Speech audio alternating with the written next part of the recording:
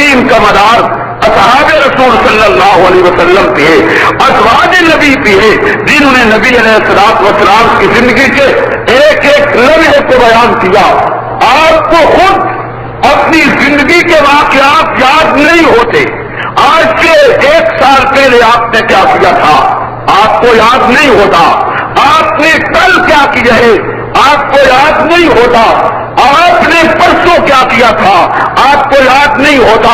آپ اپنا کیا ہوا بھول جاتے ہیں، لیکن پیغمبر کی وہ مقدس جماعت ہے جس نے یہاں تک نبی کے ارشادات، اقوال اور اعمال کو محفوظ کیا کہ نبی اگر لیٹرین تشریف لے گئے ہیں تو پہلے کون سا قدم لیٹرین میں رکھا تھا،